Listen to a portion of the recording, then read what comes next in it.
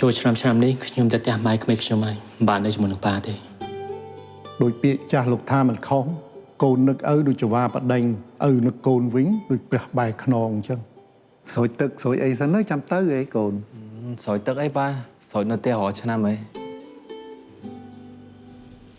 ឡូវគេនាំគ្នាទៅអស់ហើយអញចង់និយាយរឿងក្នុងចិត្តណានិយាយជាមួយអ្នកណាបើតាចង់ពិសារឿងក្នុងចិត្តណាមកហាងតែអាសាន់មកអូធឺយកចាស់ជាពួកមកងាប់ទៅនៅរូបហាន់ជន់ទៅឯងទៅអញមិនអោយឯងបាបឯងកុំភ័យព្រាមចូលកប់ប្រឆោតនាងសេដាតាចូលប្រឆាចៅកូនចៅមានអីខុសតា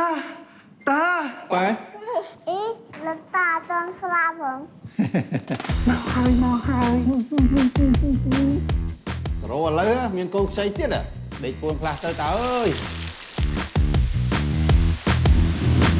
ប៉ាចំណាស់នេះហើយឲ្យនៅមើលចៅនោះល្អមើលណាស់ទៅអីបើប៉ាចោលពួកខ្ញុំមកលេងមិនប្រាប់តាំងសមមកចាំបាច់ធ្វើចឹងទៅអីប៉ាគិតថាពួកខ្ញុំរងឯតនេខ្លាំងហ៎ទូរស័ព្ទប៉ាគេហេកគ្រាន់តែប៉ុណ្្នឹងសោះក៏ខឹងដែរខ្ញុំមានការងារត្រូវធ្វើច្រើនខ្ញុំមានគ្រួសារត្រូវមើលថែ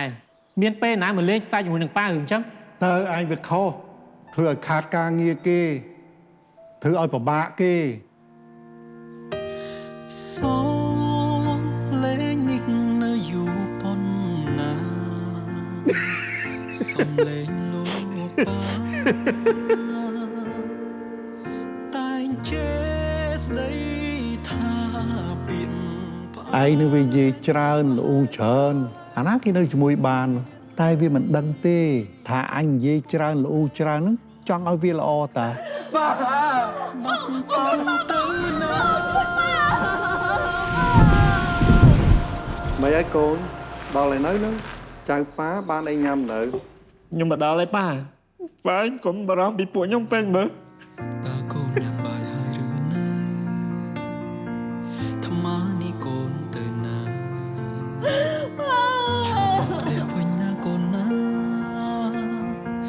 ញ៉ាំបាយរួមតុជាមួយប៉ាយកប៉ាត្រឡប់ទៅផ្ទះវិញអីកូននៅក្នុងពេទ្យអញ្ចឹងប៉ាធុញថប់ណាប៉ាមានដៃខឹងខ្ញុំមកបើដងពេលខ្ញុំមកតូចមកធំដាក់ប៉ាអញ្ចឹងដឹងមកដឹងខ្លួនអីនឹងឯងវើយអញអៀនណាផ្ទះយើងដូចស្រឡះល្អមែនប៉ាស្រឡះតែអត់មនុស្សនៅកូនអញ